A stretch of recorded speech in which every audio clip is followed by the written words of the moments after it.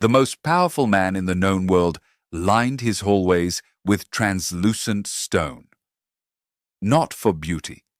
Domitian, emperor of Rome in the last decade of the 1st century, had the porticos of his palace fitted with panels of phengite, a mica-rich marble that glowed faintly in lamplight and reflected everything behind him. Every shadow, every approaching footstep. He could see who was coming without turning around. He was stabbed to death anyway, in his own bedroom, by a freedman steward named Stephanus, who had wrapped a bandage around his arm for days, pretending an injury, hiding a knife inside it. And here is the thing about Rome that no movie has ever quite captured.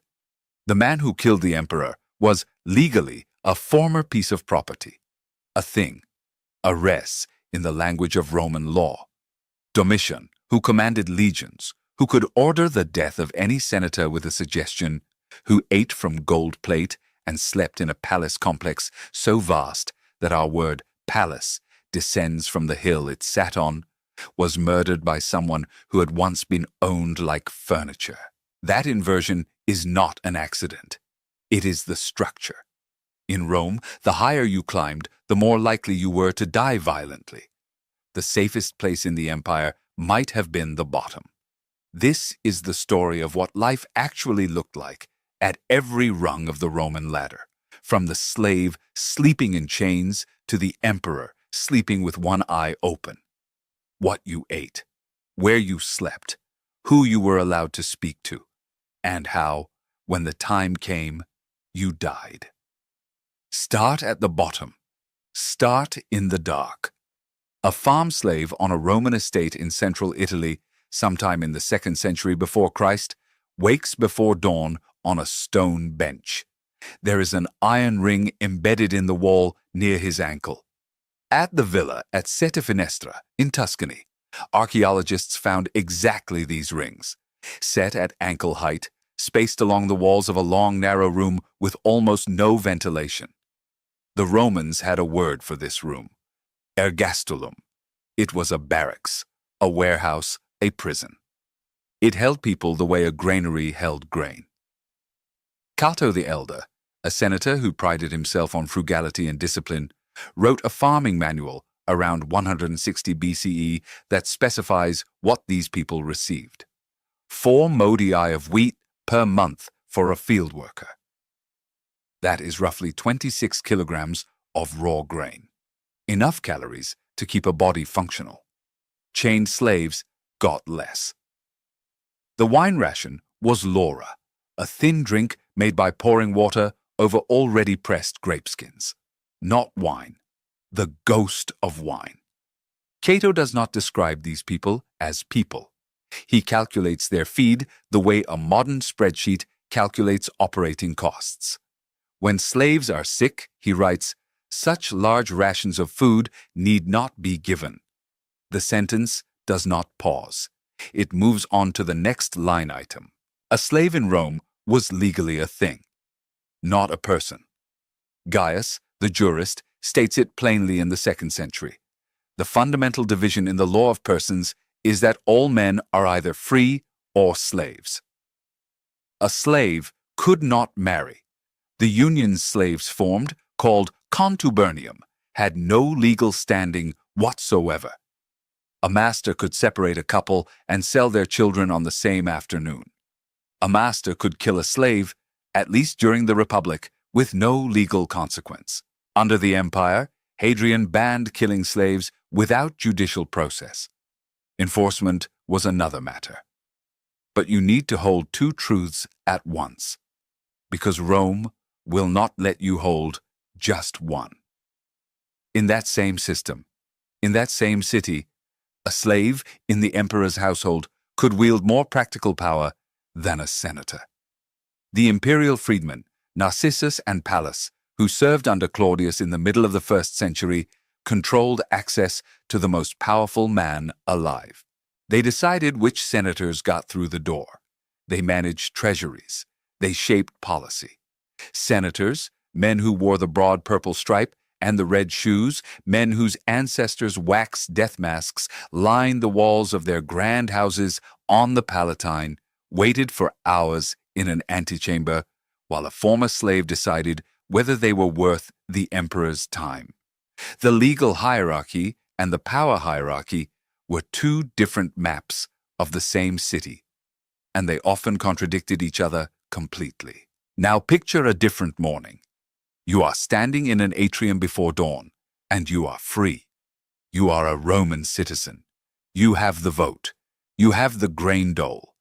And you are here, in a rich man's entrance hall, with 40 other men, waiting. This is the salutatio, the morning greeting ritual that structured daily life for tens of thousands of Romans. You have put on the cleanest tunic you own. If you are trying to impress, you have dragged out the toga, that heavy, expensive, impractical woolen wrap that every movie puts on every Roman, but that most Romans avoided whenever they could. Martial, the poet, complained about having to wear one just for this. It was formal costume, not clothing. About as comfortable as wearing a bedsheet to a job interview. Gray light comes through the compluvium, the opening in the roof. It reflects in the impluvium, the shallow pool below. The walls are painted in deep red panels with architectural fantasies, columns that go nowhere, windows that open onto painted gardens. You stand. The patron will sit. When he appears, you greet him by name. He may or may not greet you. If you are lucky, you receive the sportula, a small basket of food, or, increasingly under the empire, a cash handout. Martial puts the figure at about 6¼ sesterces. Enough to eat, not enough to live. You are a free citizen of the most powerful state on earth, and this is your morning. Daily abasement for a handout. The dignity of the Roman citizen, which the Republic's orators celebrated for centuries, looks different from the floor of a patron's atrium at 6 in the morning. The grain dole kept you alive. Under Augustus, eligible male citizens received roughly 33 kilograms of free wheat per month. But it came as whole, unground grain. You still had to find a mill or pay a baker to turn survival into something you could actually eat. What you ate, most days, was pulse, a porridge of emmer wheat, with whatever you could afford thrown in. Leeks, onions, beans, olive oil, garum, the fermented fish sauce that served as Rome's universal condiment, its smell drifting from every kitchen and street stall. Meat was a luxury you tasted primarily when animals were sacrificed at public festivals and the cuts were distributed. You went home to an insula, a multi-story apartment block that was, in its way, a vertical map of Roman class. The ground floor apartments were relatively spacious, with running water and stone floors. The higher you climbed, the smaller, cheaper, and more dangerous the rooms became. 5 stories, 6, 7. Augustus imposed a height limit of about 70 Roman feet. Builders ignored it. If you lived on the upper floors, you had no running water, no toilet, no heat except a portable charcoal brazier glowing 2 feet from a wooden wall. Juvenal, the satirist, described it with characteristic venom. We live in a city shored up with slender props, the landlord patching cracks in the old wall, bidding the inmates sleep secure under a roof ready to tumble about their ears. He exaggerated, but not by much. The Great Fire of 64 CE destroyed or damaged 10 of Rome's 14 districts. An upper-floor insula room housing a family of 4 might be smaller than a modern parking space. 1 fire, 1 toppled brazier, 1 night of wind. If you died without money for a funeral, your body risked ending in the puticuli, the mass burial pits outside the city walls. This is where Rome's quiet genius shows itself, because the Romans at the bottom of the ladder invented a solution. Collegia, burial clubs. Workers, bakers, dock workers pooled a few coins each month so that when any member died, the club paid for a proper funeral, a cremation, a modest tomb, an inscription with your name, an annual feast at the grave where your colleagues sat on stone benches built into the tomb, ate bread and olives, and poured wine through a lead pipe into the earth so you could drink with them one more time. A few coins a month bought the one thing money could not otherwise purchase at the bottom of the ladder: being remembered. Now step up, cross the line that divided the free poor from the freed rich, and enter the most paradoxical tier in the Roman system. You are a libertus, a freedman, once a slave, now legally free and possibly wealthier than the senator who freed you. Petronius, writing in Nero's Rome, created Trimalchio, the fictional freedman who embodies the type. At his own grotesquely lavish dinner party, Trimalchio boasts, "I came from Asia as small as this candlestick. I used to measure myself against it every day. I greased my lips with lamp oil to get a beard quicker. I was my master's boy toy for 14 years. Then I became master of the house." The novel is satire. The reality it satirized was not. Freedmen dominated Roman commerce, construction, and manufacturing precisely because senators were legally forbidden from engaging in trade directly. The tomb of the Hattori, a freedman family, sits in the Vatican museums today. Its carvings show a massive construction crane and monumental buildings. This family built Rome, literally, and made a fortune doing it. You could buy the biggest house in Pompeii, throw the most expensive banquet in Italy, build a tomb on the Via Appia that dwarfed a senator's, but you could never sit where a senator sat at the theater. The Lex Roscia of 67 BCE reserved the first 14 rows for equestrians. Senators sat in the orchestra. You, no matter how rich, sat behind them. The system was designed so that money alone could never purchase social parity. The most painful exclusions were not material. They were symbolic, and they were enforced in public, where everyone could see. Your sons, though. Your sons were freeborn. The stain, in theory, washed out in a generation. In practice, the social memory was longer. What was it your freedman status actually cost? You still owed your former master labor services. He inherited a portion of your estate if you died without direct heirs. You could never hold senatorial rank. You could never serve in the legions. But you could join the Augustales, a priestly order in Italian towns where wealthy freedmen bought civic respectability by funding public buildings and games. You could carve your name into stone, and you could make certain that when your story ended, the tomb told it your way. Step up again. 400,000 sesterces. That is the census minimum for equestrian rank. You wear a narrow purple stripe on your toga. You sit in those 14 reserved rows at the theater. You own a comfortable house with a private bath, a garden, a reception room. Your dinner parties serve decent Falernian wine, the prestige vintage, and multiple courses, though your silver is Samian ware, the fine red pottery, not actual silver. That signals one tier higher. Under the empire, equestrians became the administrative backbone of the state.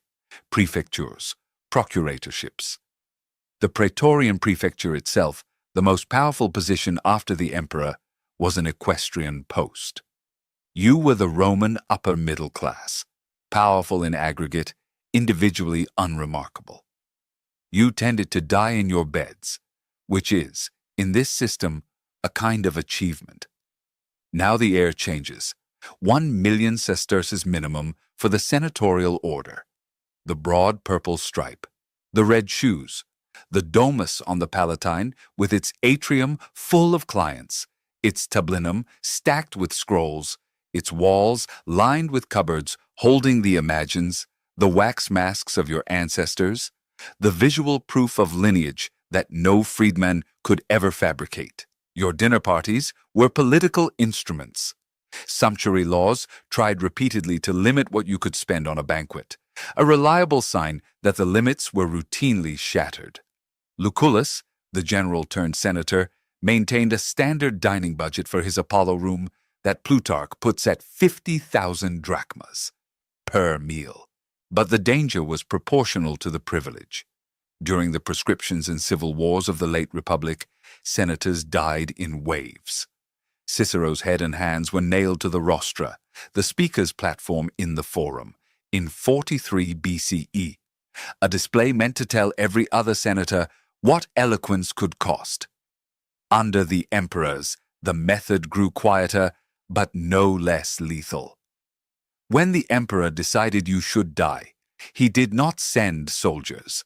He sent a polite message suggesting that you open your veins. You were expected to perform the act with composure. Seneca, the Stoic philosopher who had tutored Nero and then fallen from his favor, died this way in 65 CE. Tacitus describes it with surgical precision. Seneca cut his wrists. The blood flowed too slowly. He cut the veins behind his knees. Still too slow. He drank hemlock. Still alive. Finally, he was carried into a hot bath, where the steam and heat finished what the blade had begun. That is what it meant to be at the top. Almost. The emperor ate alone. Not literally, not always, but functionally. Augustus, who understood the performance of power better than anyone, ate modestly by choice. Suetonius records that he preferred coarse bread, small fish, and fresh cheese. The simplicity was the message. I am first among equals, not a king. Vitellius, who held power for 8 chaotic months in 69 CE, sent a different message. Suetonius describes a dish called the Shield of Minerva: pike livers, pheasant brains, peacock brains, flamingo tongues, lamprey milt. A single banquet reportedly cost 400,000 sesterces, the entire equestrian census minimum, consumed in one evening. Suetonius was hostile. The numbers may be inflated. The principle is not. The emperor's table was never about food. It was a political document written in menu form. The emperor lived on the Palatine, in a complex that Domitian expanded into the Domus Augustana. Reception halls scaled for intimidation, sunken gardens, elaborate baths, private apartments that no senator entered without permission from a freedman gatekeeper. Nero had gone further. After the Great Fire cleared the land, he built the Domus Aurea, the Golden House, covering perhaps 100 acres of central Rome.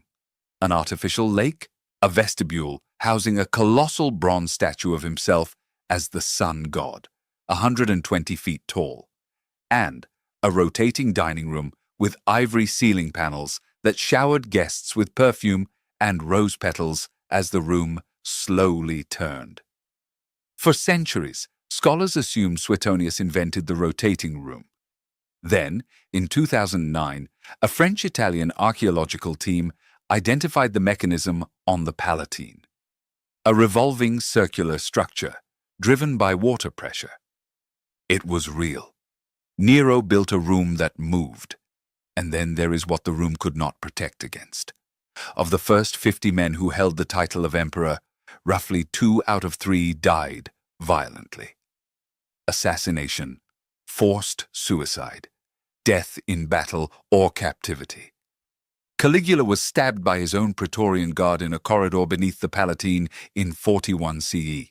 Commodus was strangled in his bath by a wrestler named Narcissus on the last night of 192 CE, after a poisoning attempt by his concubine failed because he vomited the dose. Domitian, with his reflective walls, his translucent corridors designed to show him every shadow, was killed by a household freedman who walked right up to him with a knife wrapped in a bandage. The pattern does not vary. The people closest to the emperor were the ones who killed him. Not armies, not foreign enemies, servants, wives, freedmen, guards, the household itself. This is what the ladder actually looked like. Not a clean hierarchy of ascending privilege, but a system where a chained slave and an emperor shared one structural truth. Your fate depended on the people immediately around you, and the law was only as strong as the hand that enforced it. Think about the morning salutatio for a moment. The same ritual repeated at every tier. The plebeian stood in his patron's atrium. The patron, perhaps an equestrian, stood in a senator's atrium. The senator stood in the emperor's antechamber. And the emperor, the man for whom everyone waited for his own freedmen to tell him who was safe to see. Power flowed upward through the visible architecture. But control, real control, flowed through the servants and secretaries and gatekeepers who managed every threshold. Seneca, the slave owner, the Stoic, the man who died at Nero's suggestion, wrote a letter that survives. He was writing to his friend Lucilius about how to treat slaves. "Kindly remember," he said, "that he whom you call your slave sprang from the same stock, is smiled upon by the same skies, and on equal terms with yourself breathes, lives, and dies." He never called for abolition. He never freed his own slaves in protest. He asked for gentleness within a system he did not question. The words survive. The system they existed inside survived longer. If you are watching this in a country whose legal system descends from Roman civil law, if you have ever used the word senator or republic or citizen, if the calendar on your wall carries the name of Julius Caesar in July and Augustus in August, then you are still living inside what this ladder built. The categories shifted. The iron rings came out of the walls. But the structure, the idea that human societies organize themselves into tiers of legal status, crossed with economic reality, and that the two never quite match, and that the people who manage the thresholds between tiers hold a power that no title fully describes, that is Roman engineering. And it is still running. On the Via Appia, outside Rome, the tombs of freedmen still stand. Bigger than some senators' monuments, carved with the tools of trades that built the city. Next to them, smaller, simpler markers for the members of burial clubs, bakers, dock workers, fullers, people who paid a few coins a month so that when the end came, someone would say their name, pour wine into the earth, and sit with them one more time in the failing light. The empire that built the Colosseum and crucified 6,000 slaves along this same road also produced, at its lowest rung, people who refused to let each other be forgotten. Rome did not resolve that contradiction. It built on top of it. We are still building.